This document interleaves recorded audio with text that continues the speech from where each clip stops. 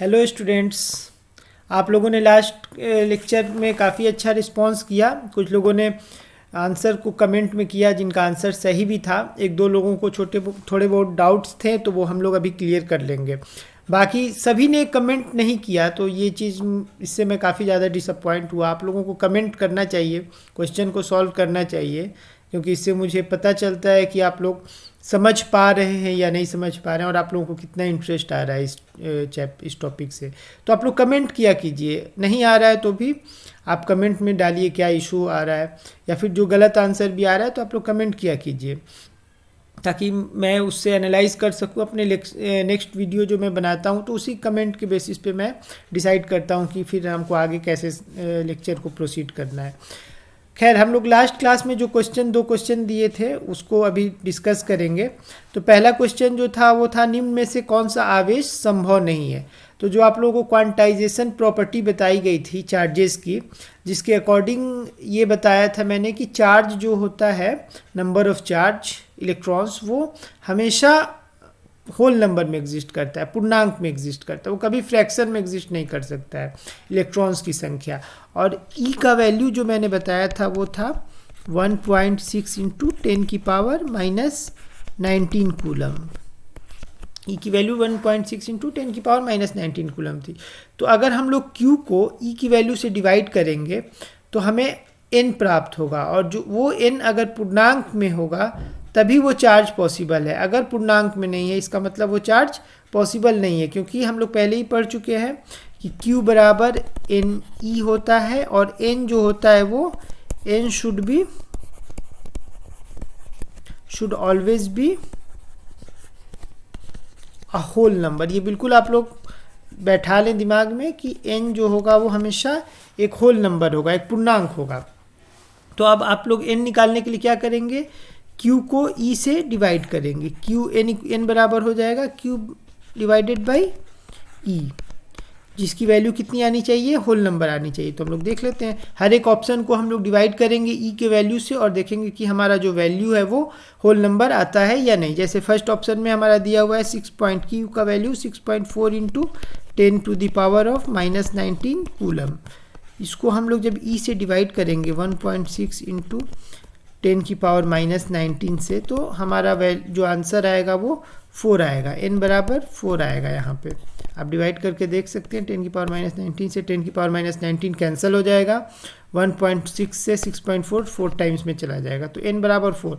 यहाँ पे n जो है हमारा वो होल नंबर आ रहा है, तो ये वाला फर्स्ट ऑप्शन हमारा एग्जिस्ट करेगा, ये वैलिड है। सेकेंड ऑप्शन को देखते हैं हम लोग।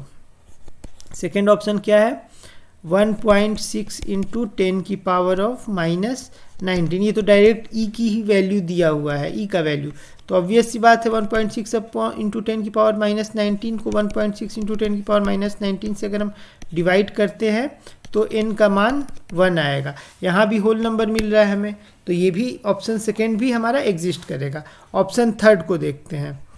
थर्ड ऑप्शन क्या है, 4 इंटू 10 की पावर ऑफ माइनस 19 कूलम।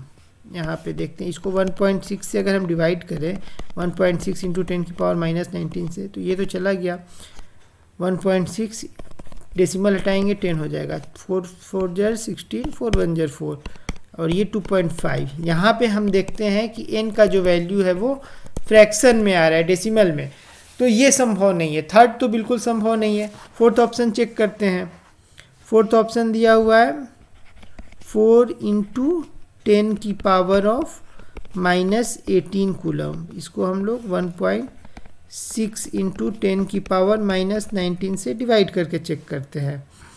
10 की पावर माइनस 19 है तो ये 18 से कैंसिल होगा और ऊपर 10 से मल्टीप्लाई हो जाएगा। एक 10 जो नीचे बचेगा वो ऊपर जाएगा तो प्लस 10 की पावर प्लस 1 आ जाएगा यहाँ पे।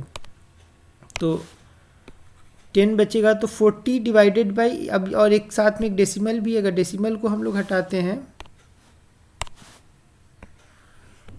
अगर डेसिमल को हम लोग हटाते हैं तो यहाँ पे एक और ज़ीरो बैठाना होगा। 4 4 जार 16, 25 एंड फिर 4 1 जार 4, 4 1 जार 1। n की वैल्यू कितनी आ रही है यहाँ पे, 25 आ रहा है, n बराबर 25। यहाँ भी हम देखते हैं कि n का वैल्यू होल नंबर है।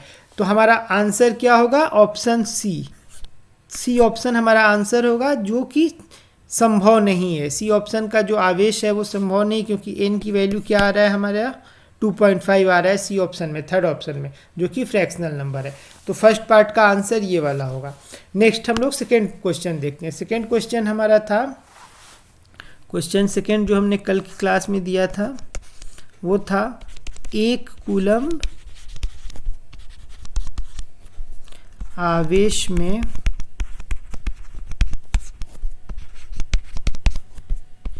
इलेक्ट्रॉन्स की संख्या क्या होगी, की संख्या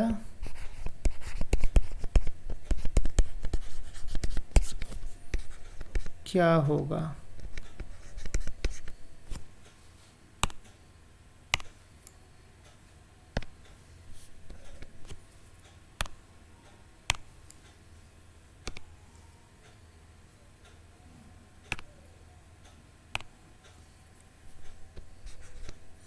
संख्या क्या होगी।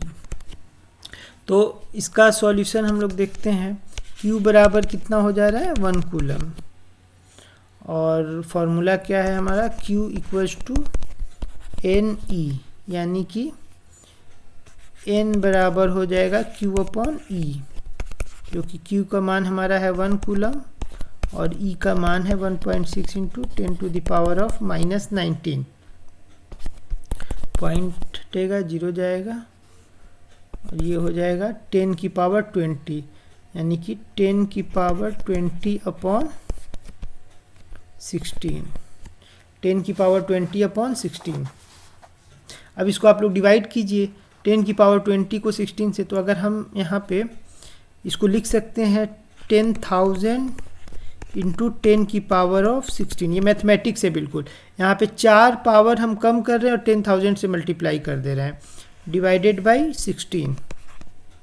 बिल्कुल बेसिक से बता रहा हूँ, ये चीज़ें मुझे नहीं बतानी चाहिए कैलकुलेशन, फिर भी जिनको प्रॉब्लम्स होती हैं कैलकुलेशन में उनको मैं बता रहा हूँ। धीरे धीरे वो लोग जब एक लेवल पे आ जाएंगे तो फिर मैं इसको डायरेक्ट करूँगा सॉल्व। अभी फ़िलहाल कुछ लोगों को प्रॉब्लम्स होती हैं कैलकुलेशन में, तो मैं उनके लेवल्स को बढ़ाने के लिए कर रहा हूँ। तो ये नीचे 16 हो जाता है, 16 से डिवाइड करेंगे, 4 4 जार 16, ये हो जाएगा 2500। अगेन ये हो जाएगा 600,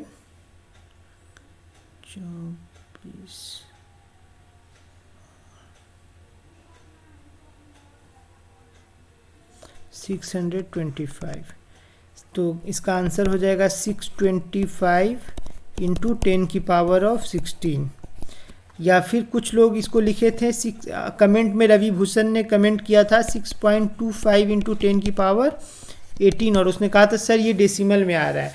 तो इतनी चीज़ें, इतनी तो तुम लोग कॉमन सेंस अप्लाई कर सकते थे कि ये पूरा नंबर डेसिमल में नहीं है। इसकी वैल्यू कितनी हो जाएगी? 625, इसकी वैल्यू आएगा 625, और 0 0 करते हुए कितने 0 तक जाएगा? ये 16 टाइम्स 0 तक जाएगा, 16 टाइम्स 0 तक जाएगा। तो क्या ये पूरी संख्या डेसिमल है? बिल्कुल नहीं। डेसिमल में यहाँ पे रिप्रेजेंट किया गया, इसका मतलब ये नहीं होता है कि ये डेसिमल है। ये मल्टीप्लाई हो रहा है 10 की पावर 18 से, जो कि कम्प्लीटली एक होल नंबर होगा, जो कि पूरा अगर मल्टीप्लाई करके हम लोग देखेंगे तो ये एक होल नंबर बनेगा। तो ये डेसिमल नंबर नहीं है, तो इसलिए n की वैल्यू जो आएगी वो डेसिमल में नहीं आएगी, वो होल में ही आएगी, होल नंबर में ही आएगी। तो इसका आंसर 6.25 इंटू 10 की पावर 18 लिख सकते हैं, या 625 इंटू 10 की पावर 16 लिख सकते हैं। दोनों लिखेंगे बात बराबर है, क्योंकि उतने नंबर ऑफ जीरोज हम लोग वहाँ पे पुट कर देंगे फाइनल आंसर में। तो ये जो डाउट था रवि भूषण का, ये डाउट तुम देख लेना कि ये पूरी संख्या जो है 6.25 इंटू 10 की पावर 18, ये एक बहुत बड़ी संख्या आ रही है, जो कि डेसिमल में नहीं है, एक होल नंबर है। 625,000 करके एक बहुत बड़ी संख्या आ रही है। तो इतने चीज़ों पे, माइनर चीज़ों पे तुम लोग ध्यान दिया करो। ये सब एग्ज़ाम में ऐसा कन्फ्यूज़न ना पाल लेना कि ये एक डेसिमल नंबर है। बिल्कुल नहीं, ये डेसिमल नंबर नहीं है, ये एक होल नंबर है। ओके, तो आगे हम लोग फिर अब कंटिन्यू करेंगे। हम लोग जो प्रॉपर्टीज़ देख रहे थे, प्रॉपर्टीज़ ऑफ चार्जेस, ये वाला पार्ट हम लोग देख रहे थे, प्रॉपर्टीज ऑफ चार्जेस। 3 प्रॉपर्टीज हम लोग ऑलरेडी देख चुके थे, जिसमें से क्वांटाइजेशन वाला सबसे इम्पोर्टेंट प्रॉपर्टी था, उसको हम लोग देख लिए थे। उसके बाद हम लोग देख सकते हैं कि चार्जेस जो होते हैं वो आवेश सदिश होते हैं, आवेश सदिश होता है,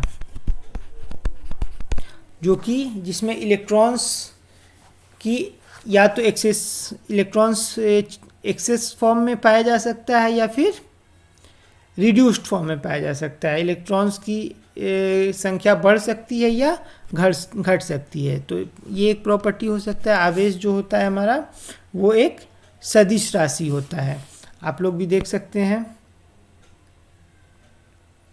जिसमें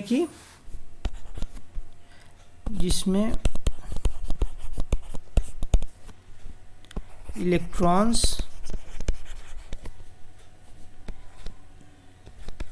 की संख्या एक्सेस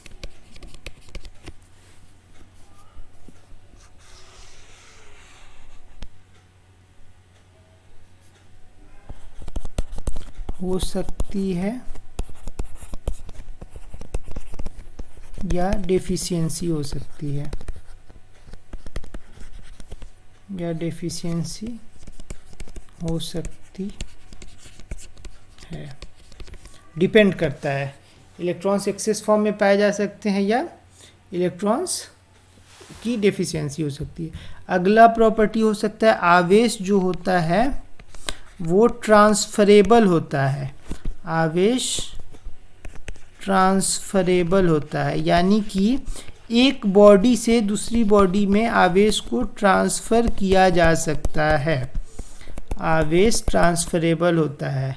यानी कि अगर कोई एक बॉडी पॉजिटिव चार्ज है और दूसरा नेगेटिव चार्ज है तो उनको हम लोग डायरेक्ट एक दूसरे से कांटेक्ट में लाकर या इनडायरेक्टली भी हम लोग एक दूसरे को आवेशित कर सकते हैं। तो आवेश को हम लोग ट्रांसफ़र कर सकते हैं, एक बॉडी से दूसरी बॉडी में ट्रांसफ़र कर सकते हैं। एक प्रॉपर्टी हमारी ये भी होती है। बाकी हम लोग जितनी प्रॉपर्टीज़ थी वो ऑलरेडी डिस्कस कर चुके हैं, जो क्वांटाइज्ड होती हैं। या फिर एक और प्रॉपर्टी होता है आवेश में अट्रैक्शन या रिपल्सन होता है, आवेश में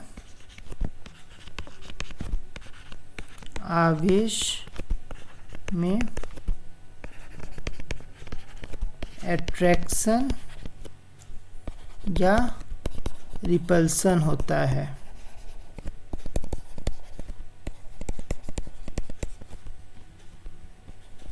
जिसमें तो हम कह सकते हैं कि समान आवेश एक दूसरे को रिपेल करते हैं और असमान आवेश एक दूसरे को अट्रैक्ट करते हैं। समान आवेश से ये तात्पर्य या तो पॉजिटिव हो सकता है, पॉजिटिव और पॉजिटिव, या नेगेटिव और नेगेटिव। तो समान आवेश एक दूसरे को रिपेल करते हैं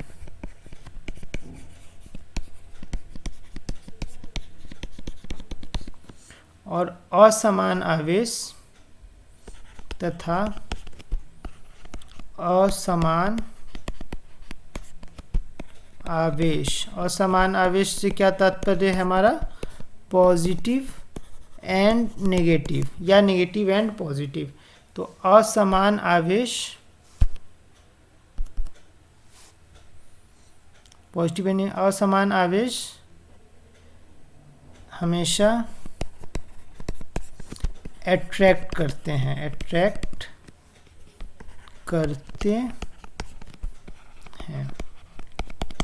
ये कुछ इम्पॉर्टेंट प्रॉपर्टीज़ हैं आवेश से रिलेटेड जो कि आप लोगों को याद रखना है।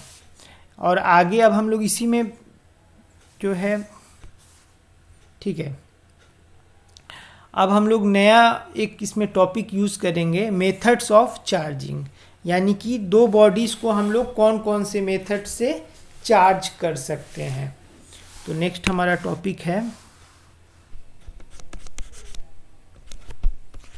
Methods of charging.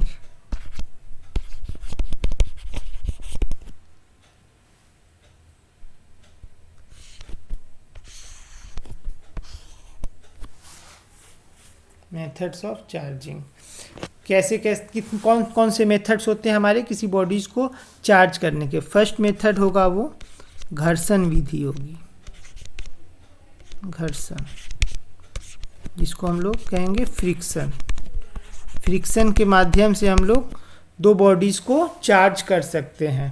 दूसरा मेथड होता है वो होता है कंडक्शन। कंडक्शन को हम लोग कहेंगे चालन, चालन विधि, चालन यानी कि कंडक्शन मेथड। और थर्ड मेथड हमारा होता है वो होता है प्रेरण, जिसको हम लोग इंडक्शन कहेंगे। तब इन तीनों मेथड्स के बारे में हम लोग वन बाय वन डिटेल्स में पढ़ेंगे, जानेंगे कि कैसे हम लोग घर्षण मेथड, चालन मेथड या प्रेरण मेथड से दो बॉडीज़ को चार्ज कर सकते हैं। तो घर्षण मेथड, सबसे पहले हम लोग ये जानते हैं कि कोई भी बॉडी जो होती है वो उसमें नंबर ऑफ इलेक्ट्रॉन्स और नंबर ऑफ प्रोटॉन्स की संख्या हमेशा बराबर होती है। ये हम लोग शुरू से ही देखते आ रहे हैं कि किसी भी बॉडीज़ में आप कोई भी एक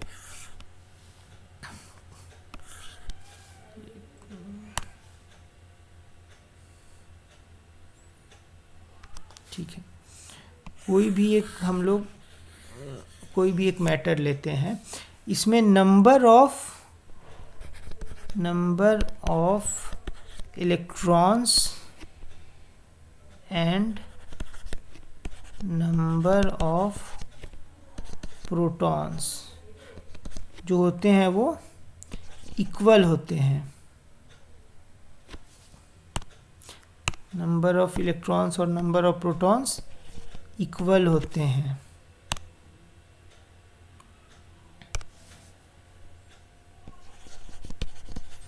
इक्वल होते हैं, जिसकी वजह से पॉजिटिव और नेगेटिव चार्ज समान होने की वजह से ये न्यूट्रल हो जाता है। ये जो पदार्थ है ये न्यूट्रल हो जाता है, न्यूट्रल हो जाता है, जिसका मतलब होता है विद्युतीय उदासीनता आ जाती है इसके अंदर, विद्युतीय उदासीनता, विद्युतीय उदासीनता होती है, यानी कि ना तो ये पॉजिटिव चार्ज होता है और ना ही नेगेटिव चार्ज होता है। अब यदि हमको इस वाले ऑब्जेक्ट को पॉजिटिव चार्ज बनाना है तो मुझे क्या करना पड़ेगा, इसमें से इलेक्ट्रॉन्स निकालना पड़ेगा, जिसको हम लोग इस विधि को हम लोग क्या कहेंगे, धनावेश, यानी कि वो पॉजिटिवली चार्ज हो जा रहा है। ये बॉडी अगर इलेक्ट्रॉन्स हम यहाँ से अगर रिमूव करते हैं, अगर हम इलेक्ट्रॉन्स बाहर निकाल देते हैं तो क्या होगा, ये पॉजिटिव चार्ज, यहाँ पे इसके ऊपर पॉजिटिव चार्ज आ जाएगा, पॉजिटिव चार्ज आ जाएगा, जिसको हम लोग क्या कहेंगे, धनावेश। तो ये आप लोग ऑलरेडी जानते होंगे, ये धनावेश हो जाएगा, पॉजिटिव चार्ज। और अगर हम इस बॉडी को इलेक्ट्रॉन्स देते हैं, इलेक्ट्रॉन्स यहाँ पे अगर हम लोग देते हैं तो यहाँ पे क्या आ जाएगा, नेगेटिव चार्ज आ जाता है। इसको हम लोग क्या कहते हैं, ऋणावेश। इलेक्ट्रॉन्स देने की वजह से इसमें निगेटिव चार्ज की संख्या ज़्यादा हो जाती है, जिसकी वजह से इसके अंदर ऋणावेश आ जाता है। और अगर हम लोग इलेक्ट्रॉन्स इसमें से निकाल लेते हैं तो इसके ऊपर पॉजिटिव चार्ज आ जाता है, तो ये धनावेश होता है। तो अब घर्षण के टाइम पे क्या होता है, घर्षण के केस में, घर्षण वाले पार्ट में, फर्स्ट पार्ट में अगर हम घर्षण में देखेंगे तो घर्षण में क्या होता है कि हम दो पदार्थों को, एक मान लो कोई ग्लास का टुकड़ा है, कांच का टुकड़ा, दूसरा तुम वुलन ले लो, ऊल ले लो, ऊल ले लो, यहाँ पे वुलन मटेरियल ले लो।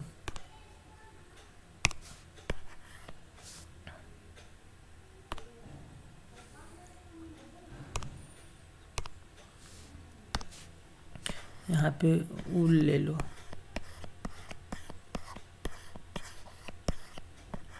वूलन मटेरियल ले लो, ऊल, ठीक है।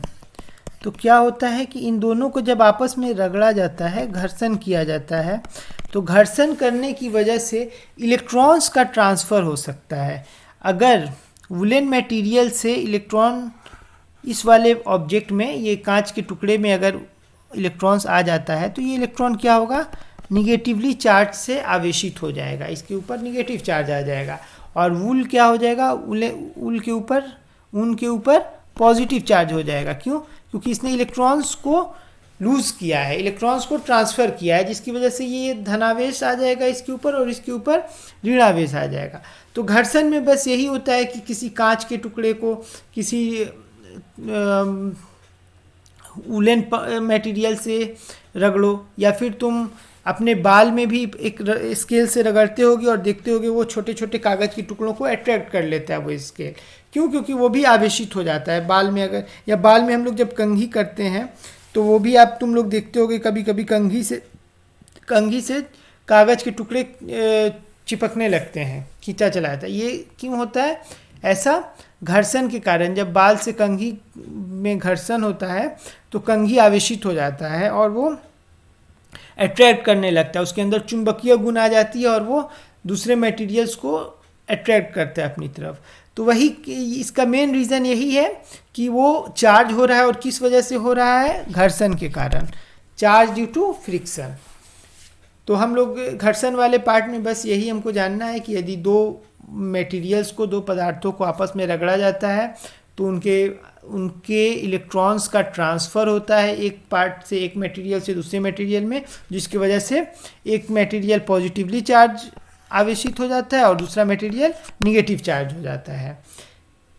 और ये आप लोग बचपन से ही करते आ रहे हैं। बचपन में हम लोगों ने बहुत सारा ऐसा किया था जिसको बच्चे मैजिक भी कहा करते थे, छोटे बच्चे, लेकिन उसका मेन रीज़न यही हुआ करता था। तो अब घर्षण के बाद से हम लोग नेक्स्ट वाला जो इसका पार्ट है वो देखेंगे। नेक्स्ट पार्ट है जो हमारा कंडक्शन मेथड है। कंडक्शन मेथड के बारे में अभी हम लोग देख लेंगे।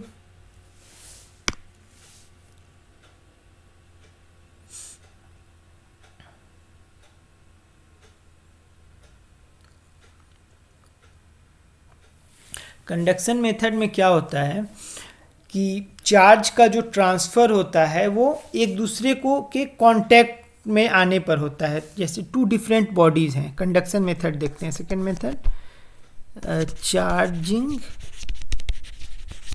Bye conduction.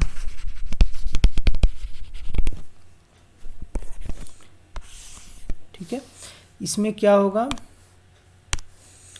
कंडक्शन वाले मेथड में हम लोग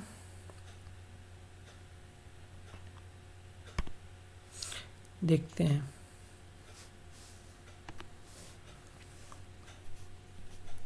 इसमें कोई एक बॉडी है, इसके ऊपर Q चार्ज है और इसको हम कनेक्ट करते हैं किसी वायर से या कोई भी कंडक्टिंग मटेरियल से दूसरे बॉडी पे, जिस पे चार्ज Q बराबर 0 है।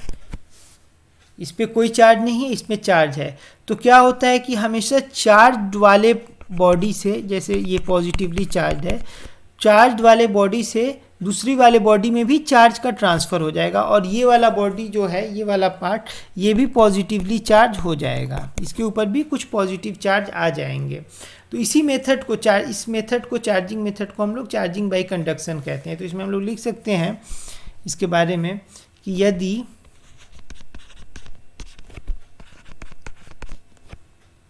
दो ऑब्जेक्ट्स को किसी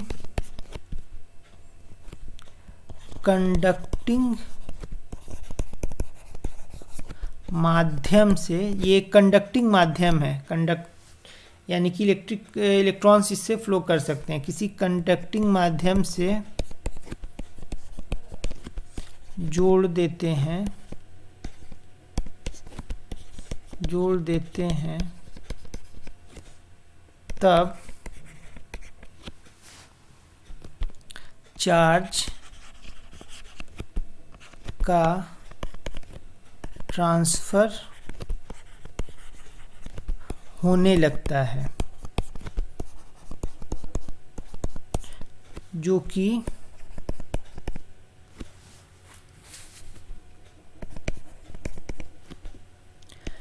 अधिक आवेशित ऑब्जेक्ट से कम आवेशित ऑब्जेक्ट में फ्लो करता है। जो ज़्यादा आवेशित होगा उससे कम आवेशित वाले ऑब्जेक्ट में फ्लो करता है। यदि ये वाला नेगेटिव चार्ज है तो नेगेटिव चार्ज जो है जो ज़्यादा नेगेटिव होगा उससे कम नेगेटिव वाले में वो चार्ज फ्लो करेगा। तो इस तरह से चार्ज का भी फ्लो होता है। जैसे वाटर जो हायर लेवल होता है वाटर का, वो हमेशा लोअर लेवल की तरफ फ्लो करता है। सेम कंडीशन यहाँ भी होगा। जो चार्ज हायर जिसमें चार्जेस होंगी वो हमेशा लो चार्ज वाले बॉडी में फ्लो करेगा। तो चार्जिंग बाय कंडक्शन में दो मटेरियल्स के बीच में एक कनेक्शन होना चाहिए, एक माध्यम होना चाहिए जो कि कंडक्टिंग माध्यम होना चाहिए, और उस माध्यम के थ्रू चार्ज किसी एक ऑब्जेक्ट से दूसरे ऑब्जेक्ट में फ्लो करता है, और दूसरे ऑब्जेक्ट को भी वो अपने जैसा ही चार्ज कर देता है। अगर दूसरा ऑब्जेक्ट न्यूट्रल है तो पहले ऑब्जेक्ट के ऊपर जो चार्ज होगी वही चार्ज दूसरे ऑब्जेक्ट के ऊपर भी प्रदर्शित होने लगता है। दूसरा ऑब्जेक्ट भी सेम चार्ज का इफेक्ट दिखाता है, उसके अंदर भी सेम चार्ज आती है। उसका मैग्नीट्यूड पहले वाले से कुछ कम होगा लेकिन उसके अंदर भी सेम चार्ज पाई जाएगी। तो ये चार्जिंग बाय कंडक्शन होता है, जो कि चालन विधि द्वारा आवेशित करना है। यहाँ पे चालन हो रहा है, यहाँ पे कंडक्ट कर रहा है, चार्ज का कंडक्शन हो रहा है, इसलिए इसको चालन विधि भी कहा जाता है। चालन विधि, चार्ज का कंडक्शन हो रहा है। नेक्स्ट थर्ड पार्ट जो हमारा है वो है चार्जिंग बाय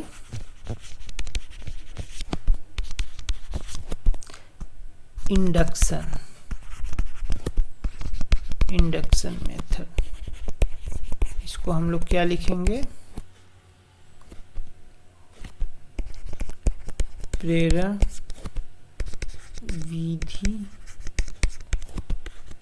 द्वारा आवेशित करना, प्रेरण विधि द्वारा आवेशित करना।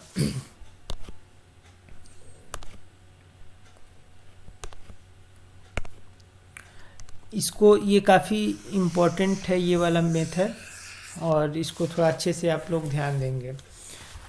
प्रेरण विधि द्वारा आवेशित करना, इसमें होता ये है कि यदि दो मेटेलिक बॉडीज़ हैं, पहले वाला कोई एक मेटेलिक बॉडी है, इसके सरफेस पे पॉजिटिव चार्ज है। एक मेटेलिक बॉडी है जिसके सरफेस पे पॉजिटिव चार्ज है, और इसके सामने इसके पास हम दूसरी बॉडी लाते हैं जो कि चार्ज्ड नहीं है, इसके ऊपर कोई चार्ज नहीं है। ये बॉडी क्या है? न्यूट्रल है, उदासीन है, ये उदासीन है। और पहली वाली बॉडी चार्ज्ड है, धनावेशित, पॉजिटिवली चार्ज है, धनावेशित, पॉजिटिवली चार्ज्ड।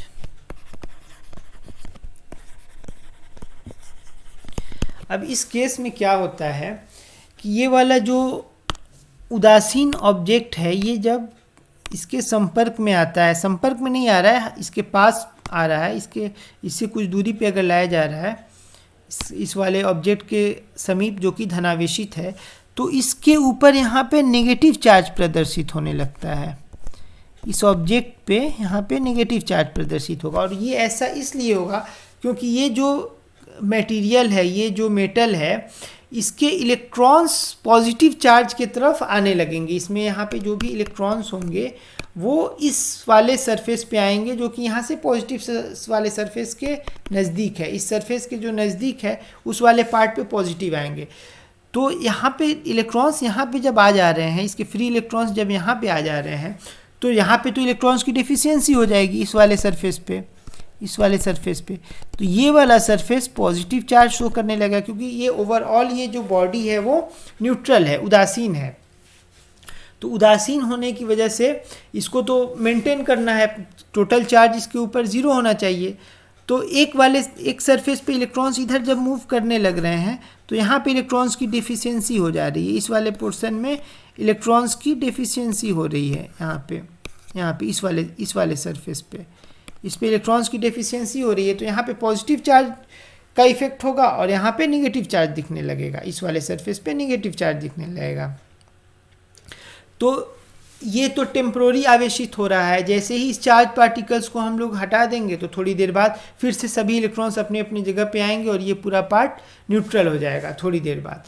लेकिन यदि हम इस वाले पार्ट को, ठीक है, इसको पार्ट 1 हम रख रहे हैं, इस वाले को हम पार्ट 1 रख रहे हैं।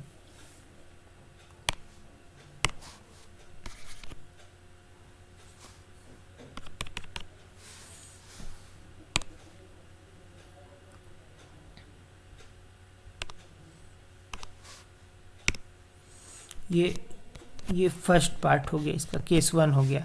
अब इसमें सेकेंड केस क्या बनेगा वो देखते हैं। सेकेंड केस ये होगा कि ये तो पॉजिटिव चार्ज है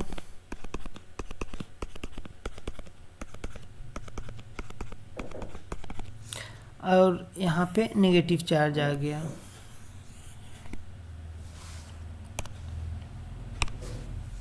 यहाँ पे नेगेटिव चार्ज आ गया।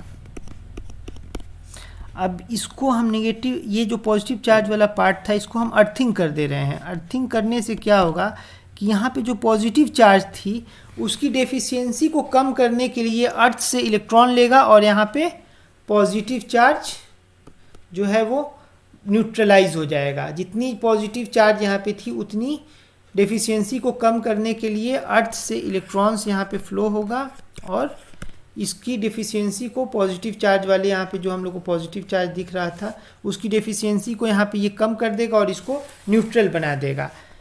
अब थर्ड केस जो होगा हमारा, थर्ड केस हम देखते हैं इसका। थोड़ा सा इसको ध्यान से आप लोग देखेंगे तो बहुत अच्छे से समझ में आ जाएगा, कुछ मुश्किल नहीं है, ये बहुत आसान चीज़ है। थर्ड केस जो होता है इसमें जब अर्थ को हम लोग हटाते हैं, अर्थिंग को हम ख़त्म कर देते हैं, तब क्या होगा ये चीज़ हम लोग देखेंगे।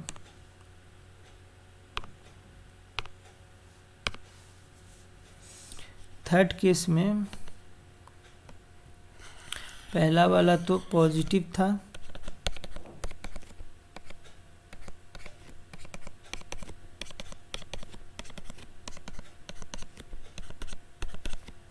और दूसरा वाला इस पे नेगेटिव चार्ज आ गया था, नेगेटिव चार्ज। अब जब हम लोग अर्थिंग को हटाते हैं तो अर्थिंग हटाने के बाद से इसमें नेगेटिव चार्ज बच गया था यहाँ पे। अब ये नेगेटिव चार्ज पूरे सरफेस पे डिस्ट्रीब्यूट हो जाएगा और यहाँ पे नेगेटिव चार्ज जो था फर्स्ट वाले को हम लोग हटा देते हैं। अब ये वाला जो पार्ट था अब इसको हम हटा दे रहे हैं और साथ में अर्थिंग भी हटा देते हैं।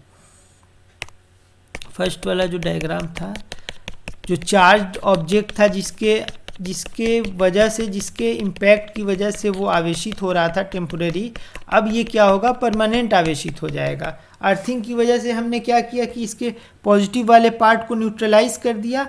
अब इसके पास सिर्फ निगेटिव पार्ट बचा और यहाँ से मैंने चार्ज पार्टिकल हटा दिया। ये वाला चार्ज पार्टिकल थर्ड केस से हमने हटा दिया है। थर्ड केस से जैसे ही हमने चार्ज पार्टिकल को हटाया, ये वाला चार्ज पार्टिकल हट गया। थर्ड केस में। तो अब ये जो निगेटिव पार्ट यहाँ पे जो बचा हुआ था, ये वाला निगेटिव पार्ट हमारा पूरे सरफेस पे दिखने लगेगा और ये जो ऑब्जेक्ट है ये ऋणावेशित हो जाएगा, ऋणावेशित हो जाएगा। तो इस प्रकार हम लोग इंडक्शन मेथड से किसी भी ऑब्जेक्ट को हम लोग चार्ज कर सकते हैं, चार्ज का ट्रांसफ़र कर सकते हैं। लेकिन इस केस में हमेशा याद रखना कि जो चार्ज पहले वाले ऑब्जेक्ट पे है उसका अपोजिट चार्ज दूसरे वाले ऑब्जेक्ट में आएगा। जैसे कि पहला ऑब्जेक्ट जो था हमारा पॉजिटिव चार्ज था, तो ये ऑब्जेक्ट 2, ये फर्स्ट ऑब्जेक्ट जो था हमारा पॉजिटिव चार्ज था, तो सेकेंड ऑब्जेक्ट क्या हो गया था हमारा, नेगेटिव चार्ज हो गया था।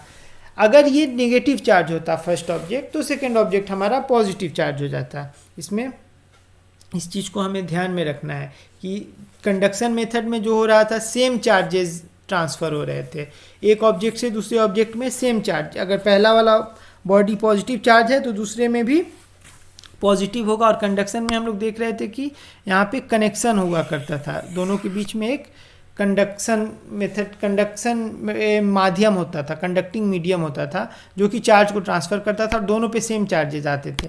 लेकिन यहाँ पे चार्ज अगर ये पॉजिटिव है तो यहाँ हमें क्या दिख रहा है, नेगेटिव चार्ज दिख रहा है, यहाँ पे चार्ज अपोजिट दिखता है इंडक्शन मेथड में। तो कंडक्शन और इंडक्शन में इस बात का हम लोगों को ध्यान रखना है कि यदि एक बॉडी पॉजिटिव चार्ज है तो दूसरी नेगेटिव हो जाएगी।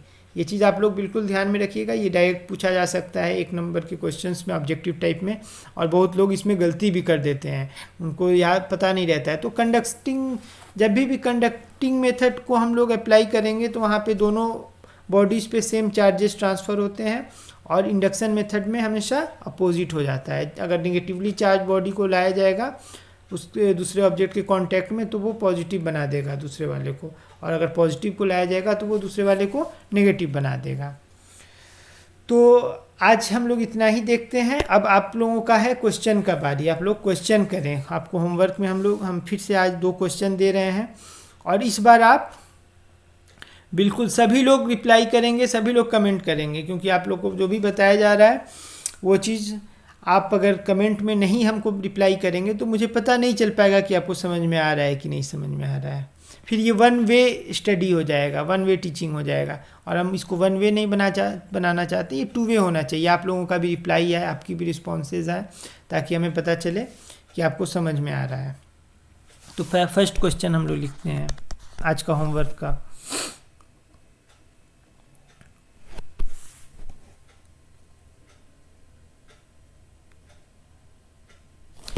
जब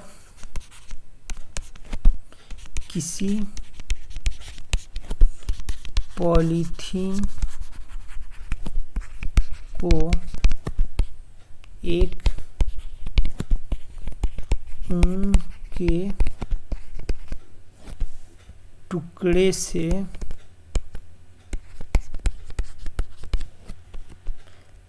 घर्षित किया जाता है या रगड़ा जाता है, इसको रब करना कहते हैं, रगड़ा जाता है,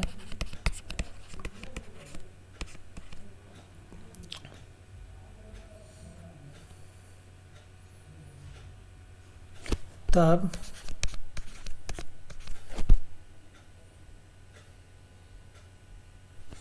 पॉलीथीन पर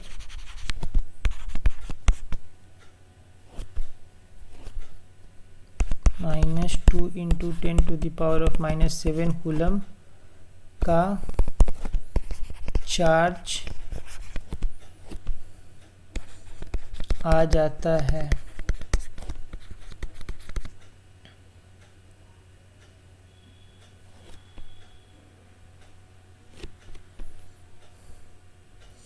तो ज्ञात करें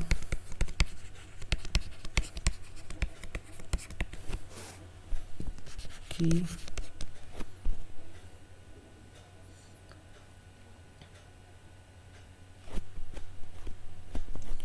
पॉलीथीन पर, तो ज्ञात करें कि पॉलीथीन पर कितने मास का ट्रांसफर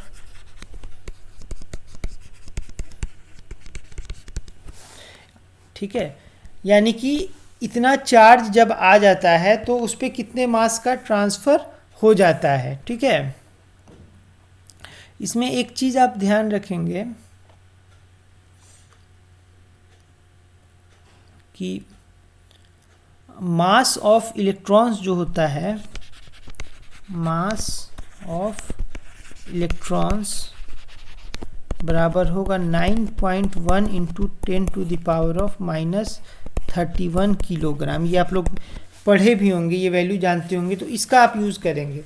और एक चीज़ नोट करके लिख लीजिएगा अपने नोटबुक में, नोट करके कि जब भी, ये क्वेश्चन का पार्ट नहीं, नोट का है, ये आप लोग अपने नोटबुक में लिखेंगे, जब भी इलेक्ट्रॉन्स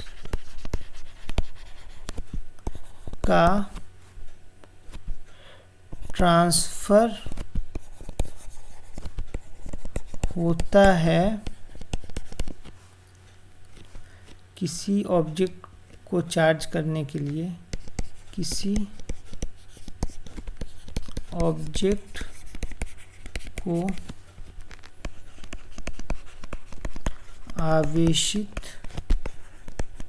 करने के लिए, तब उस ऑब्जेक्ट का मास बढ़ता या घटता है, जो कि नंबर ऑफ ट्रांसफर्ड इलेक्ट्रॉन्स पर निर्भर करता है। तो ऑब्वियस सी बात है, अगर कोई दो ऑब्जेक्ट है, उसको आवेशित करने के लिए हम लोग देख चुके हैं कि इलेक्ट्रॉन्स कम होगा तो वो पॉजिटिवली चार्ज हो जाएगा, और इलेक्ट्रॉन्स अगर हम लोग इसमें देंगे, अगर इलेक्ट्रॉन्स देंगे तो ये क्या हो जाएगा, निगेटिव चार्ज हो जाएगा, निगेटिव हो जाएगा। और अगर इलेक्ट्रॉन हम यहाँ से निकालते हैं तो ये क्या हो जाएगा, पॉजिटिव हो जाएगा। तो इलेक्ट्रॉन अगर निकालेंगे तो उस इलेक्ट्रॉन का मास कम होगा इस ऑब्जेक्ट से, इस ऑब्जेक्ट से इलेक्ट्रॉन का मास कम होगा। जब इलेक्ट्रॉन का मास कम होगा तो इसका वजन कम होगा। यहाँ पे अगर इलेक्ट्रॉन हम देते हैं तो इसमें इलेक्ट्रॉन्स का मास जुड़ जाएगा, जिससे इसका वजन बढ़ जाएगा। तो ये चीज़ आप लोग पॉइंट, इस पॉइंट को आप लोग नोट डाउन कर लें और इसको लिख लेंगे कि ये वाला पॉइंट, ये इम्पोर्टेंट पॉइंट है कि जब भी इलेक्ट्रॉन्स का मास हम लोग देते हैं, यानी ऋणावेशित अगर हम कर रहे हैं, यानी उसमें इलेक्ट्रॉन्स आ रहा है तो मास बढ़ जाएगा, और वो कितना बढ़ेगा, नंबर ऑफ इलेक्ट्रॉन्स पे डिपेंड करेगा। जितने इलेक्ट्रॉन्स हम लोग देंगे, जितने इलेक्ट्रॉन्स हम लोग देंगे उतने ज़्यादा, यहाँ पे जितने इलेक्ट्रॉन्स हम निकाल रहे हैं, इस वाले पार्ट में जितने इलेक्ट्रॉन्स हम निकालेंगे उतना कम होगा, और जितने इलेक्ट्रॉन्स हम उसमें ऐड करेंगे उतना बढ़ेगा। तो नंबर ऑफ इलेक्ट्रॉन से मल्टीप्लाई होगा। तो ये वाला आप क्वेश्चन सॉल्व करेंगे तो आपका ये वाला पार्ट क्लियर हो जाएगा। नेक्स्ट क्वेश्चन एक और हम लोग लिखते हैं होमवर्क के लिए, सभी लोग इसका रिप्लाई ज़रूर करेंगे।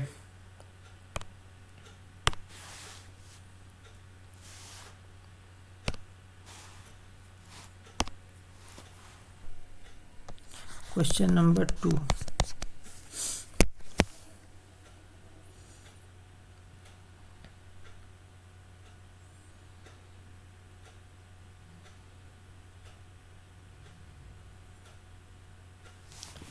टेन की पावर 12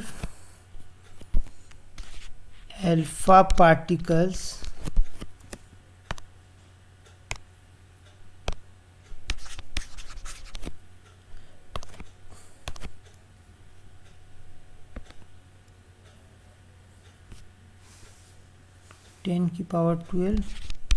अल्फा पार्टिकल्स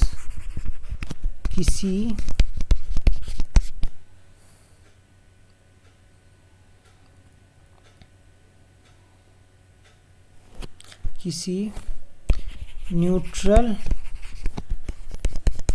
स्फीयर पर गिरते हैं, 10⁻12 अल्फा पार्टिकल्स किसी न्यूट्रल स्फीयर पर गिरते हैं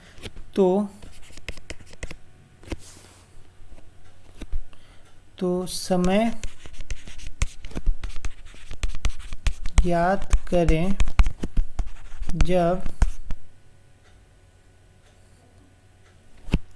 जब वह स्फीयर 2 माइक्रोकूलम से आवेशित हो जाए। क्वेश्चन थोड़ा सा डिफरेंट है, लेकिन आप लोग इसको कर सकते हैं, मुश्किल नहीं है। 2 माइक्रोकूलम से आवेशित हो जाएगा, यानी कि Q की वैल्यू कितनी हो जाएगी, 2 माइक्रोकूलम। अब इसमें कुछ वैल्यूज़ हम बता देते हैं कि अल्फ़ा पार्टिकल्स पे जो चार्जेस होते हैं, 1 अल्फ़ा, नोट करके लिख लीजिए, 1 अल्फ़ा पार्टिकल इक्वल्स टू होता है 1 अल्फ़ा पार्टिकल बराबर +2e चार्ज के बराबर होता है। 1 अल्फ़ा पार्टिकल पे कितना चार्ज होता है, +2e। तो आप इसके हेल्प से निकाल सकते हैं कि जितने नंबर ऑफ अल्फ़ा पार्टिकल्स हैं उसमें +2e से आप मल्टीप्लाई करेंगे तो टोटल चार्ज पता चल जाएगा। और e का वैल्यू भी आपको पता है 1.6 × 10⁻19, तो टोटल चार्ज q की वैल्यू आपको पता चल गई यहाँ पे। और टाइम निकालना है तो 1 सेकेंड में कितना हो रहा है, 10⁻12 अल्फ़ा पार्टिकल्स है, तो 1 सेकेंड में number of charge 10⁻12 × 2e into time जितने समय तक गिरेगा वो टाइम। तो बस 2 माइक्रोकूलम को आप डिवाइड कर दीजिए 10⁻12 × 2e से, तो आपका टाइम निकल जाएगा। तो ये दोनों क्वेश्चंस आप लोग कोशिश करें और कल मुझे रिप्लाई देंगे कि इसका क्या आंसर होगा। बाकी आप लोग पढ़िए और अच्छे से इसको शेयर भी कीजिए, अपने दोस्तों को भी बताइए, ताकि मुझे भी अच्छा लगे कि हाँ बहुत लोग इसको पसंद कर रहे हैं। और आप लोग तो इसको अच्छे से कीजिए, आप ही लोग के लिए किया जा रहा है। आप लोग रिप्लाई भी किया कीजिए और वीडियो को पूरा देखिए। ऐसा ना हो कि 1-2 पार्ट देख रहे हैं उसके बाद से वीडियो को नहीं देख रहे हैं, छोड़ दे रहे हैं थोड़ी देर बाद, उससे नहीं होगा। पूरी वीडियो देखिए, थोड़ा सा पेशेंस रखिए, धीरे धीरे आप लोग बहुत अच्छा कर लेंगे और सब कुछ सीख जाएंगे, पूरी फिजिक्स सीखेंगे। आपको जैसा बताया जा रहा है वैसा करें। अभी हम लोग इसमें बहुत सारे वर्कआउट करेंगे, इसके लिए आप लोग को क्वेश्चन पेपर्स वगैरह भी दिया जाएगा। आप लोग का हम टेस्ट भी कंडक्ट करेंगे, जैसे क्लासरूम में होता है वैसा हम लोग टेस्ट भी लेंगे। तो सभी चीज़ें यहाँ पर कराई जाएंगी, ऑनलाइन भी, ज़रूरत पड़े तो ऑफलाइन भी की जाएगी। तो आप लोग बस फॉलोअप करते रहिए और पढ़ाई करते रहिए ध्यान से। Okay, bye.